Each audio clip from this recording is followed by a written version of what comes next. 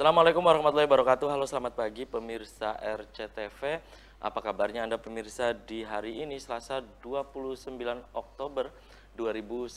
Pemirsa, untuk Anda yang saat ini tengah menyaksikan Selamat Pagi Cirebon sambil bersiap-siap menuju ke tempat aktivitas, dimohon Anda untuk kembali mengecek ya surat-surat kelengkapan kendaraan apakah sudah lengkap atau belum. Kemudian dimohon untuk tidak ugal-ugalan dalam mengendarai roda 2 maupun roda 4 karena suasana jalan saat ini ada yang ramai lancar, padat, merayap, dan macet. Pemirsa, tim kami sudah mempersiapkan beberapa berita menjadi pilihan di pagi hari ini.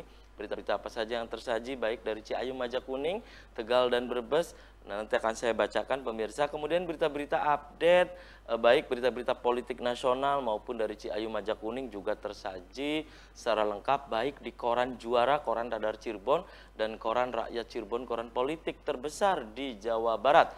Berita-berita yang disajikan ini pemirsa halaman demi halaman ini perlu Anda baca agar Anda tidak ketinggalan dan kehilangan informasi baik dari dunia olahraga, ekonomi, bisnis, halaman insiden 24 jam dan seterusnya. Dan pemirsa, untuk melengkapi berita-berita Anda di hari ini, Anda cukup mengklik radarcirebon.com. Ikuti berita-berita update, baik berita-berita nasional maupun berita-berita yang ada di sekeliling Anda pemirsa. Anda cukup mengklik radarcirebon.com ya. Berita-berita update, berita-berita baik seputar politik maupun berita-berita olahraga dan seterusnya. Di pagi hari ini yang nanti akan didiskusikan ini pemirsa di koran Radar Cirebon dan koran Rakyat Cirebon selalu menghiasi berita-beritanya di hampir setiap hari berkaitan ini berita dari gedung DPRD Kabupaten Cirebon yaitu tentang alat kelengkapan Dewan atau AKD yang hingga saat ini pemirsa masih silang pendapat. Nah, nanti bagaimana pendapat dari baik dari akademisi Universitas Muhammadiyah Cirebon, kemudian juga saya hadirkan juga nantinya adalah penulis ya esai-esai politik berkaitan dengan belum ini pemirsa disahkannya alat kelengkapan Dewan di DPRD Kabupaten Cirebon. Apakah hal ini merupakan sisi lemah yang lain dalam artian sisi lemah dari sisi komunikasi politik, terutama ini partai-partai yang di gedung DPRD Kabupaten Cirebon yang diwakili oleh fraksi yang ada. Kemudian kenapa hingga saat ini pemirsa masih ada klaim bahwa menurut PKB ya Partai Kebangkitan Bangsa bahwa ini sudah sah.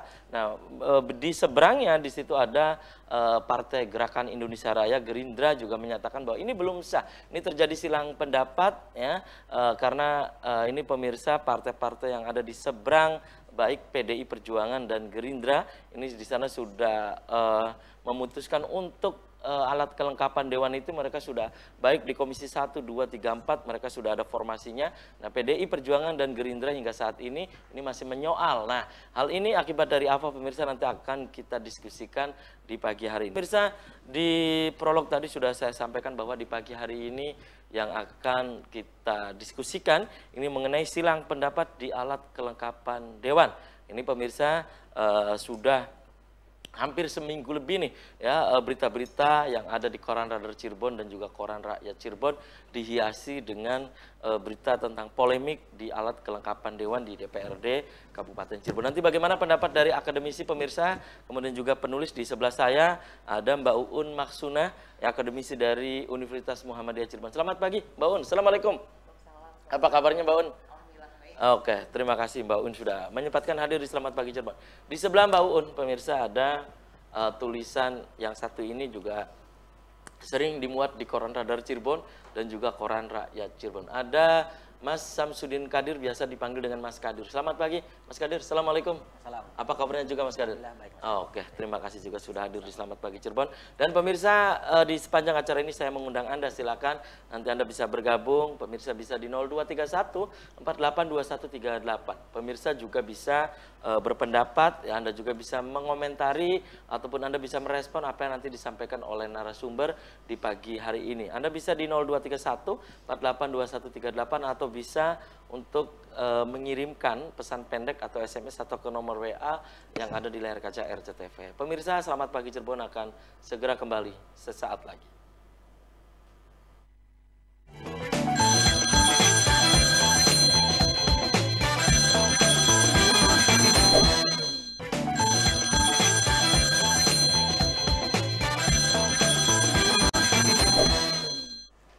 Anda masih di Selamat Pagi Cirebon pemirsa. Saya ke Mbak Uun nih, Mbak Uun.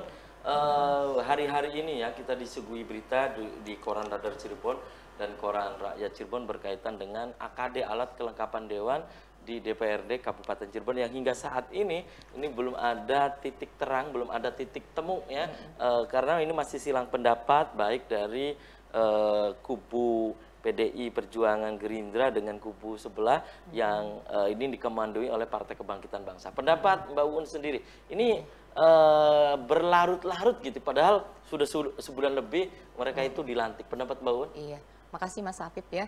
Kalau misalkan kita lihat ke belakang kan sebetulnya sejak tanggal 17 September ya 17 anggota September, dewan itu dilantik begitu.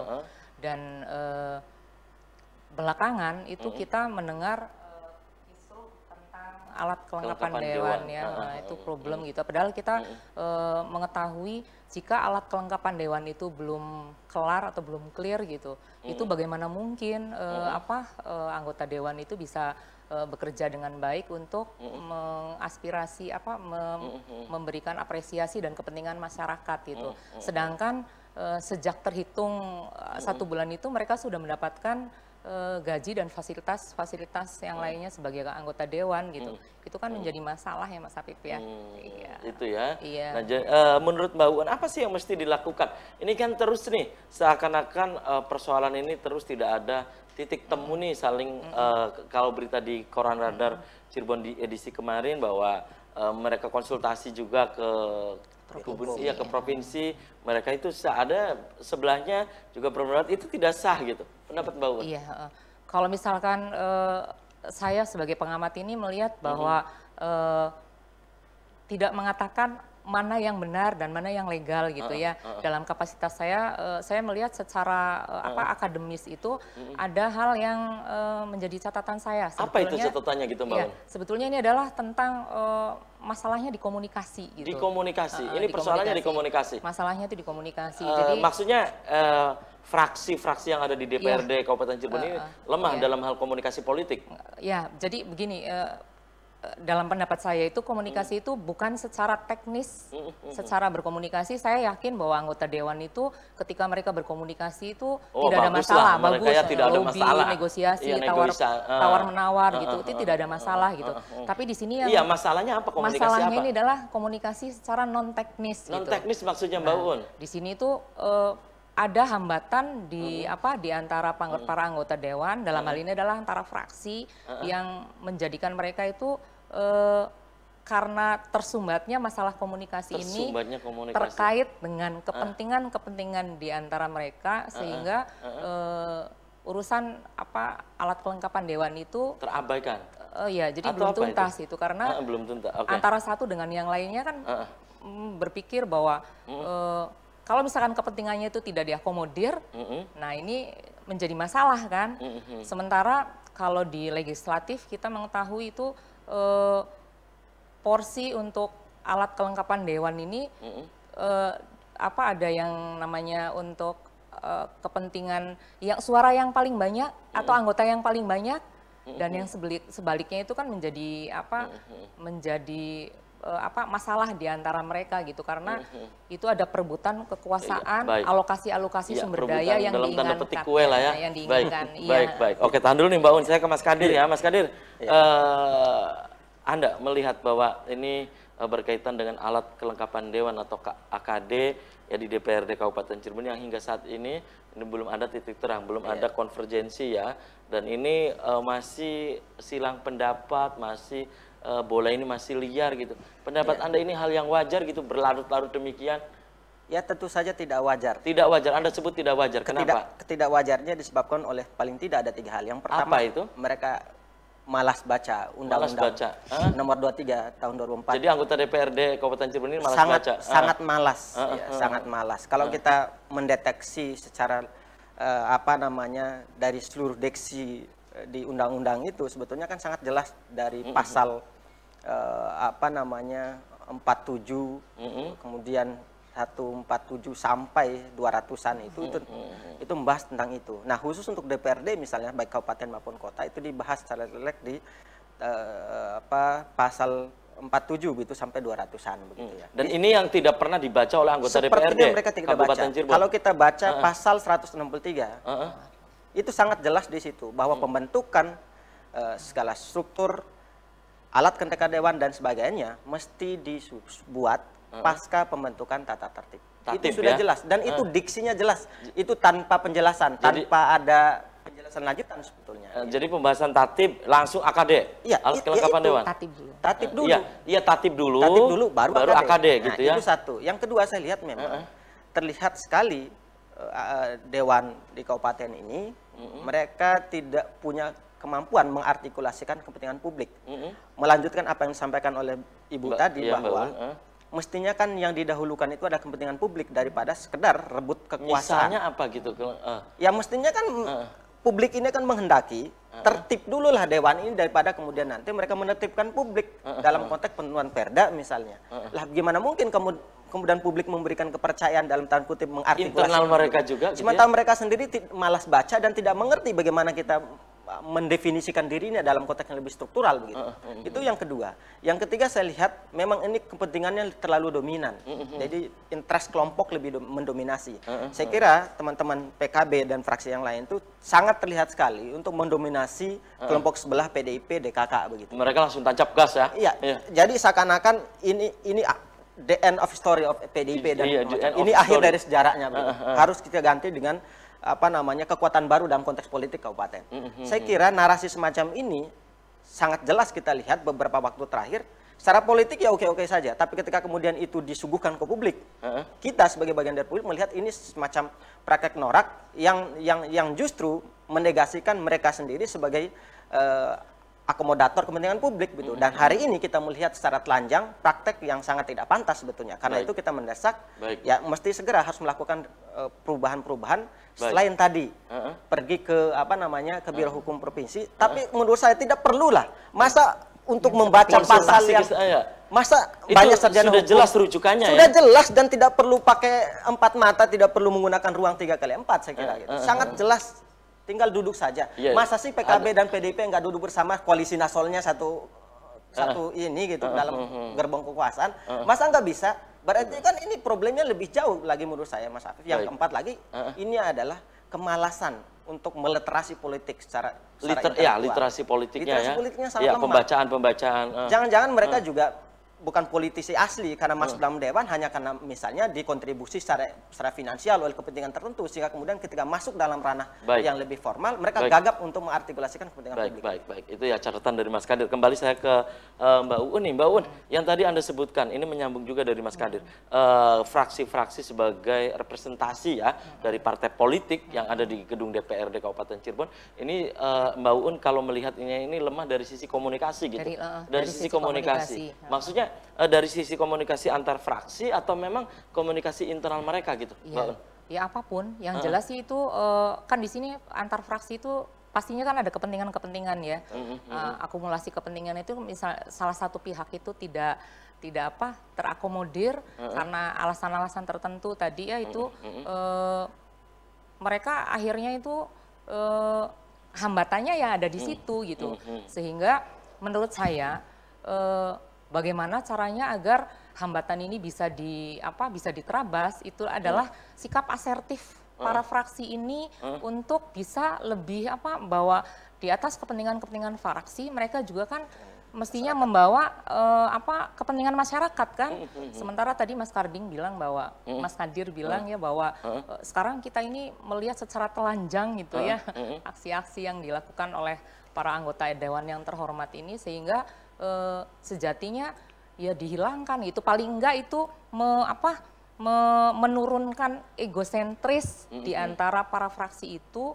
sehingga hambatan komunikasi ini bisa lebih terjembatani gitu dan ya tujuan utamanya apa gitu mereka gitu yang sering muncul itu kan tujuan yang muncul itu adalah tujuan kelompok gitu.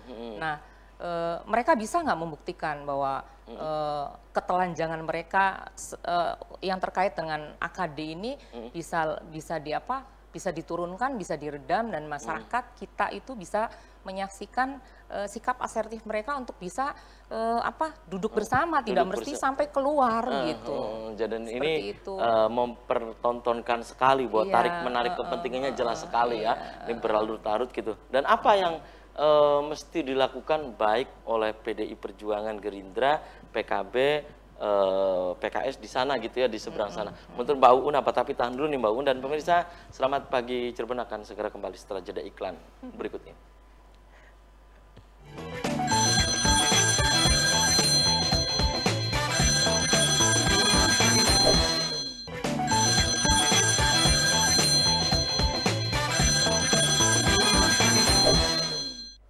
Ya, selamat pagi Cirebon, masih di hadapan Anda pemirsa, dan di session ini saya sudah membuka pemirsa. Pemirsa bisa bergabung di 0231 482138. Silakan Anda pemirsa bisa untuk menanyakan berkaitan dengan silang pendapat di alat kelengkapan Dewan pemirsa. Anda bisa SMS atau ke nomor WA yang ada di layar kaca RCTV.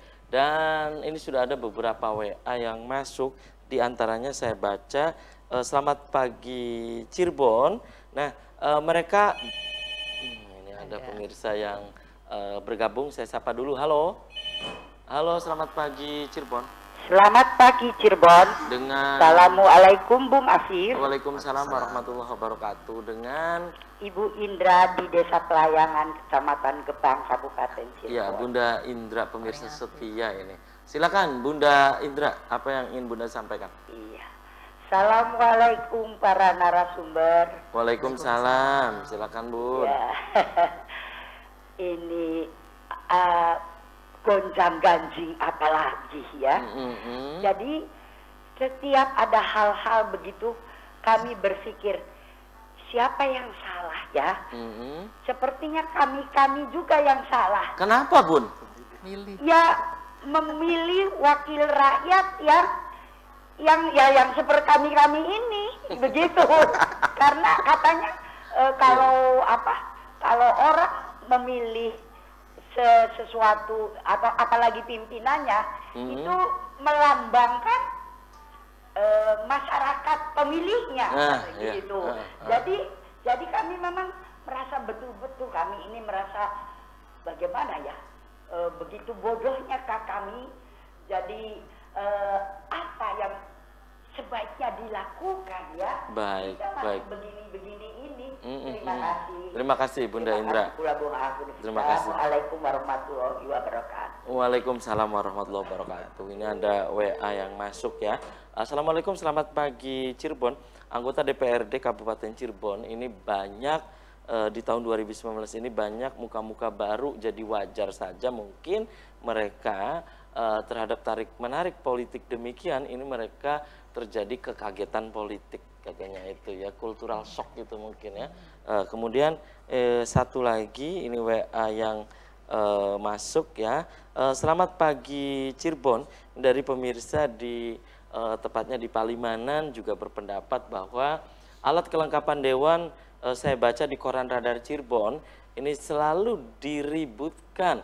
Nah, menurut narasumber, apakah kalau alat kelengkapan Dewan ini masih tidak ada, maksudnya belum terbentuk hingga saat ini, nah hal ini apakah akan mengganggu kinerja dari anggota DPRD Kabupaten Cirebon? Itu beberapa WA yang masuk. Saya kembali ke Mbak Uun ya, dari Mbak Uun nanti ke Mas Kadir lagi. Menurut Mbak Uun ini solusi dari ini semua apakah duduk bersama atau memang karena ini kan pasti nih tiada lain adalah ada 4 komisi di DPRD Kabupaten Cirebon dan juga ada badan kehormatan juga, kemudian ada badan legislasi daerah ya Balekda.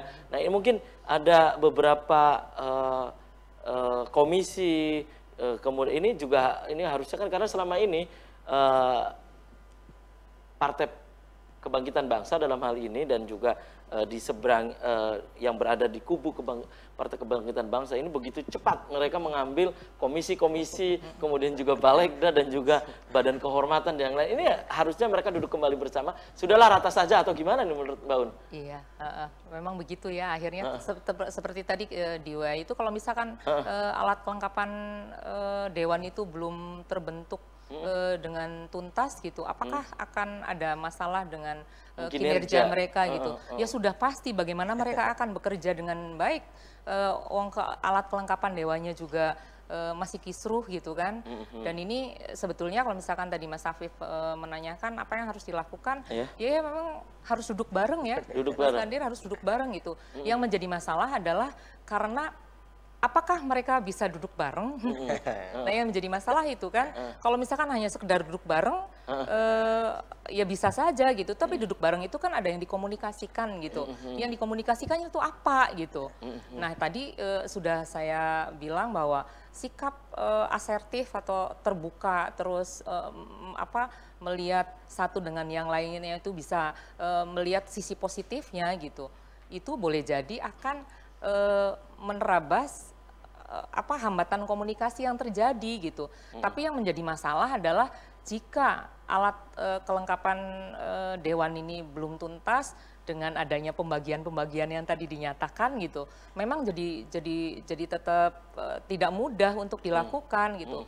Komunikasi yang bisa dilakukan itu adalah bila antara kedua belah pihak yang berhadapan ini ya, itu bisa saling terjembatani, bisa saling sama-sama memahami. Siapa gitu. yang harus menjembatani? Nah itu yang saling bisa menjembatani adalah mereka kan. Atau ego politik mereka tahan dulu gitu, udahlah. Ego politiknya harus ditahan dulu. Saya tadi mengatakan bahwa bagaimana mereka akan mengurus kepentingan masyarakat yang memilih mereka. Tadi itu kan Bunda Indra mengatakan bahwa apakah ada yang salah gitu pada kami sebagai pemilih gitu.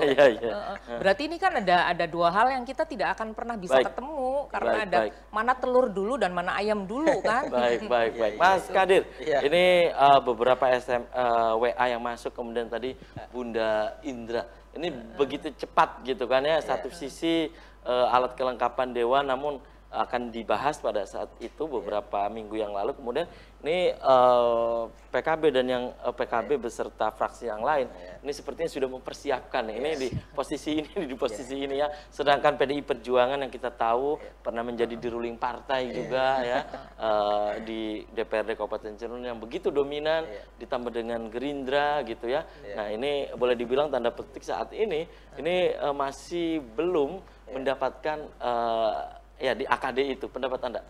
Iya, kalau kita melihat sebagai sebuah pajangan politik, apa yang dilakukan oleh teman-teman PKB, fraksi PKB dan kawan-kawan gitu, ya ambisinya memang sangat telanjang begitu. Dan itu sebagai praktek politik ya monggo saja sebetulnya, tidak ada masalah. Tapi ketika kemudian aksi politik dikonektifkan dengan apa yang kita sebut dengan peraturan perundang-undangan, aturan-aturan yang mestinya mereka juga harus taati, itu tidak nyambung begitu. Itu satu. Yang kedua, memang ini juga sebagai tantangan terberat dari PDIP dalam periode ini bahkan di masa yang akan datang tentang teskis politik. Iya, teskis politik. Maksudnya untuk ketua DPC yang baru. Bukan saja ketua DPC, bahkan bagi PDIP itu sendiri. Karena memang kan selama bertahun-tahun mendominasi di ruling partai gitu ya. Gitu. Ini tentu saja PKB sebagai yang mendominasi menjadikan peluang ini sebagai momentum untuk menjadi yang dominan begitu, melawan arus apalagi salah kultur masa kabupaten, masa dalam tanda kutip masa Nadine begitu ya. Tentu saja menggunakan konteks ini sangat perlu begitu. Cuman tadi masalahnya ketika kemudian kondisi semacam ini berlanjut, kita terus bertanya, apakah ketika mereka disumpah kemarin sebagaimana dijelaskan dalam Undang-Undang Pasal 161 itu bahwa mereka disumpah atas nama demokrasi menjadi menegasikan kepentingan individu dan kelompok karena mengharuskan kepentingan nasional, bangsa dan negara. Nah, kalau kita melihat aksi sebulan terakhir ini, katakan 2 minggu ya, itu justru saya melihat mereka telah mengingkari janji karena kepentingan sumpah janji demi kelompok lebih mendominasi daripada sumpah demi kepentingan nasional. Karena masyarakat ini kan jangan terus, saya juga tidak setuju terus juga dengan apa yang disampaikan Bu Indah tadi yang menyalahkan pemilih. Pemilih itu dampaknya itu karena kerja partai politik yang gagal untuk melakukan proses pencerahan publik. Jadi ketika publik memilih itu, ya batas pengetahuannya sebegitu begitu. Yang disalahkan justru elit yang gagal untuk mengartikulasi kepentingan publik sekaligus melakukan pendidikan politik terhadap pemilih begitu. Partai politik termasuk juga teman-teman KPUD dan seterusnya. Baik. Tapi kalau Anda melihat hal ini adalah masih wajar-wajar saja gitu Mas, ditarik-menarik kepentingan ini. Iya, untuk awal-awal mungkin iya, tapi ini waktunya sudah selesai mestinya. Apakah saya begini, salah kultur itu kan PDIP kemudian PKB itu kan sebetulnya satu nyawa aja sebetulnya. Secara kultur sama saja sebetulnya. Jadi yang saya lihat sekarang itu sebetulnya karena tidak rata aja bagi kuenya. Iya, pertanyaan saya begini, ketika berarti ini solusinya harus kuenya harus rata gitu. Harus rata. Analisa saya begini Mas. Kalau misalnya PDIP berada pada posisi PKB sekarang, saya kira dia juga melakukan hal yang sama. Dan tentu saja merasa lebih dominan, menghegemoni gitu. Menghegemoni. Jadi ini ganti-gantian aja. Kalau dulu istilah kan Gramsci gitu ya, menghegemoni. Menghegemoni. Baik. Dulu begitu ya, sekarang PKB giliran gua juga yang begini. Terserah apakah kemudian jadi kau yang mulai, kau yang mengakhiri ya. Jadi secara normatif salah, secara etik politik salah, itu selesai gitu. Namanya politik. Kekuasaan lebih dominan. Nah, di antara jalan keluar yang paling penting sekarang adalah selain bagi kuenya rata, yang paling penting lagi adalah fraksi itu, elit fraksi ketuanya duduk bersama, kemudian tanya pada nuraninya, kita ini udah ingkar janji loh, baru 2 minggu kemarin kita disumpah, kok sekarang kita sudah ingkari. Baik. Oke, tahan dulu Mas Kadir. Saya duga Mbak Uun ini pemirsa perbincangan semakin menarik, SMS juga banyak, WA juga ini banyak mengomentari ya. Dan pemirsa Selamat Pagi Cirebon akan segera kembali setelah pariwara berikut ini. Jadi kalau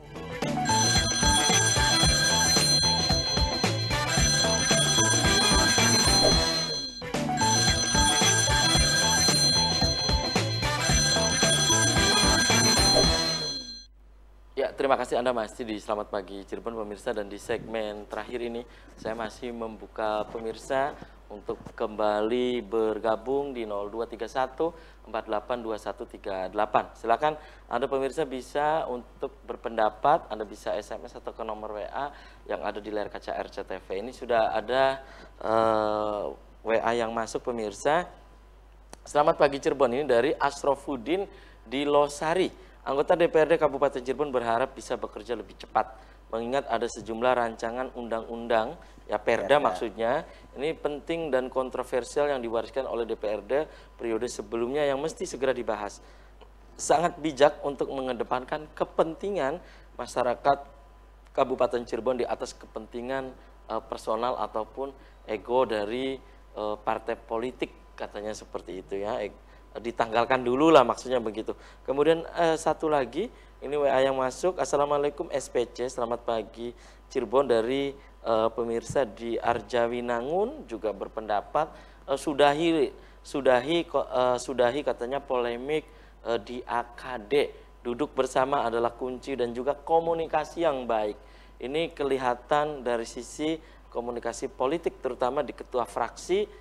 Karena mungkin ini ketua fraksi adalah representasi dari partai politik ya. Dan ini lemah sekali komunikasi politik fraksi yang ada di DPRD Kabupaten Cirebon. Itu beberapa WA yang masuk lagi yang saya bacakan. Silakan Mbak Un, ini menanggapi tadi WA yang masuk, lagi-lagi ini tentang komunikasi politik yang lemah gitu. Iya, jadi komunikasi politik yang lemah itu ya memang sepertinya menjadi catatan yang benar-benar harus dipikirkan dan dilaksanakan oleh para pihak gitu. Jadi kontroversi yang terkait dengan AKD ini paling tidak tuh bisa diturunkan suhunya gitu, dan mereka suhu politiknya terus melepaskan ego masing-masing gitu. Yang menjadi masalah bisakah gitu kan? Ya mestinya ya harus dipaksa bisa. Artinya harus dipaksa bisa itu mereka lah yang paling tahu gitu. Bagaimana agar arus komunikasi ini antara para pihak itu bisa lancar. Dan tadi WA salah satu pemirsa ini kan mengatakan bahwa udah saatnya AKD itu diselesaikan gitu dengan cara duduk bersama, kan tadi bilang begitu. Karena memang PR-nya adalah para anggota dewan ini udah harus mencermati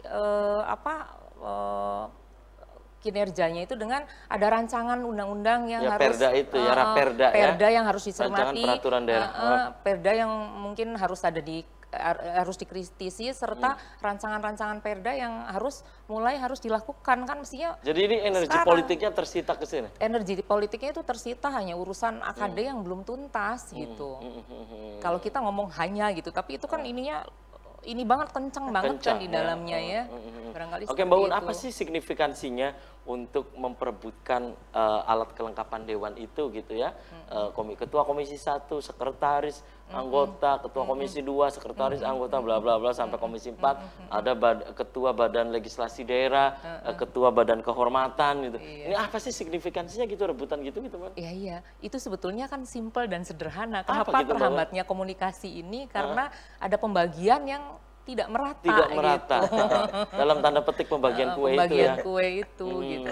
Nah, itu untuk melepaskan ego yang seperti itu, apakah bisa gitu? Kan terpulangnya pada para pihak ini agar bisa menyelesaikan dan mengingat kembali mereka tuh mau ngapain di sana gitu. Sementara kalau misalkan aspirasi masyarakat, kepentingan masyarakat tidak diakomodir oleh mereka, kinerja mereka kapan lagi gitu ininya dilakukan. Kalau untuk AKD, sementara AKD itu namanya juga alat kelengkapan dewan gitu. Kalau ini tidak tuntas, tidak ada, maksudnya dalam tanda kutip bermasalah, bagaimana mereka akan bekerja kan? Seperti itu.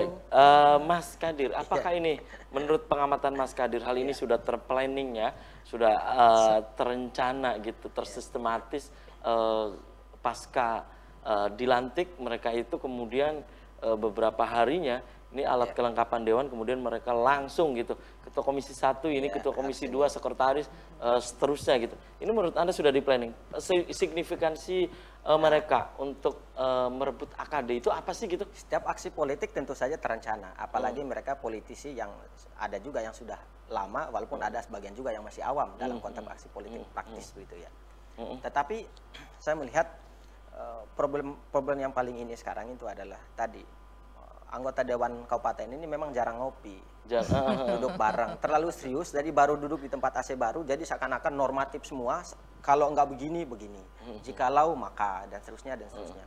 Padahal kan tidak ada yang tidak selesai mestinya ketika kemudian melanjutkan apa yang disampaikan oleh dibarengi dengan kurangnya mereka rujukan-rujukan literasi politiknya itu jadi ya. duduk bareng, duduk ngopi biasa. Apa yang tidak selesai dengan ngopi? Pasti selesai. Yang kedua, dari sekarang memang harus naikkan jenjang dari sekedar menjadi politisi yang kacang-kacangan begitu. Maksud Anda naik kelas lah ya? Iya, naik kelas. Naik kelas dalam tanda petik. Kan politisi mestinya kan sudah mengakumulasi dirinya itu sebagai negarawan dalam konteks lokal begitu. Artinya kepentingan yang sifatnya segmentatif kelompok, perorangan, kultur tertentu itu ditepikan, bukan ditiadakan, ditepikan dulu, disisihkan dulu karena ada hal besar yang mendahulukan begitu. Nah, suatu saat nanti kalau misalnya memang kepentingan semacam itu dibutuhkan, ya saya kira tidak mengapa begitu. Itu biasa saja begitu. Nah, cuman problemnya sekarang kan ketika mereka sibuk dengan kontroversi yang tidak produktif semacam ini, publik termasuk kita sebagai pemilih misalnya mempertanyakan ulang tentang signifikasi, bukan saja signifikasi bagi kue itu menurut saya, tapi juga mereka itu siapa jadinya? Apakah kemudian mereka menjadi juru bicara masyarakat atau hanya menjadi juru bicara? Saya kira bukan sekedar kepentingan fraksi jadinya, karena fraksi itu kan masyarakat belakangnya begitu. Kalau saya lihat, jangankan anggota partai politik dalam satu partainya yang ini, diri mereka sendiri saja tidak diurus di internal dewan itu begitu. Karena itu bagi saya yang terpenting sekarang adalah selain menurunkan ego kelompok, yang paling penting lagi adalah ingat janji. Sumpah yang kemarin itu bukan demi kelompok. Itu sakral sekali gitu ya. Itu sakral sekali dan di atasnya itu Quran gitu. Ya, konon kan katanya kabupaten ini religius dikit lah kira-kira begitu. Nah, ketika kemudian senyawa itu diakui sebagai sesuatu yang sakral begitu, mestinya kan itu yang diikuti gitu. Masalahnya sumpah itu kan hanya berlaku 2-3 jam di saat acara sakralitas itu. Setelah itu mereka ingkari dengan secara seksama dan dalam tempo selama-lamanya. Baik. Oke, itu yang bisa kita Oke, kembali saya ke Mbak Un. Ini pertanyaan terakhir saya ke Mbak Un ya, bahwa hal yang urgen yang mesti dilakukan oleh fraksi-fraksi di DPRD Kabupaten Cirebon ya, berkaitan dengan alat kelengkapan dewan ini apa gitu bagi mereka gitu? Apa mereka duduk bareng karena tadi mereka masih terpenjara oleh ego ya, oleh ego masing-masing, ego politik masing-masing. Apa yang mestinya dilakukan? Itu tadi menegaskan ngobrol informal, ngopi atau apa? Itu biasanya obrolan informal bisa lebih lebih cair ya, lebih produktif dan itu bisa hubungan bisa lebih dekat kan, komunikasi antar pribadi itu biasanya lebih efektif dengan cara ngopi, terus tidak membicarakan hal-hal yang ya pertama itu kan bicaranya itu bisa santai gitu, tapi ketika sudah cair substansi yang menjadi masalah mereka itu bisa menjadi lebih dicairkan lagi gitu. Nah, tadi menegaskan dari yang dikatakan Mas Kadir bahwa menurunkan ego gitu. Yang dikhawatirkan kalau fraksi itu mewakili pemilih gitu ya, yang dikhawatirkan ini kan mewakili kelompok gitu. Baik. Itu ya. Menurut Mas Kadir, hal yang urgent yang mesti dilakukan selain ngopi apa itu? Iya, kue harus merata. Kue harus merata. Iya, itu aksi yang paling. Kan ini sudah terbentuk kata PKB. Ya, kan nggak bisa dirubah. Saya kira belum dilegalkan, belum paripurna. Kata PKB bisa dirubah, tapi kan beberapa waktu lagi ke depan gitu. Ya bisa, tidak ada yang tidak. Masalahnya kan sekarang faktanya ini melanggar 163 ayat 3 itu jelas, itu diksinya itu tanpa penjelasan. Baik. Jadi kalau misalnya dilanggar dan itu bisa digugat juga kalau kue merata ya. Harus kue merata. Baik. Itu real, itu problem. Baik. Oke. Iya, baik. Oke, sayang sekali nih Mas Kadir, Mbak Un, waktu kita terbatas, jadi usai sudah kebersamaan di Selamat Pagi Cirebon edisi pagi ini. Nanti kita bisa dilanjut ya Mas Kadir, Mbak Un di lain waktu, lain kesempatan, tentu dengan tema yang berbeda. Dan pemirsa mohon maaf, tidak semua SMS yang masuk bisa saya baca. Begitupun di WA, ini pemirsa tidak semua saya baca. Bagi pemirsa yang sudah interaktif langsung di Selamat Pagi Cirebon, saya juga haturkan terima kasih. Demikian Selamat Pagi Cirebon, edisi pagi ini semoga bermanfaat. Terima kasih juga atas perhatian dan kebersamaan Anda. Akhirnya saya, Afif Rifai dan kerabat kerja di pagi hari ini harus pamit undur diri. Sampai jumpa lagi besok. Selamat beraktivitas kembali. Wassalamualaikum warahmatullahi wabarakatuh. Waalaikumsalam warahmatullahi wabarakatuh.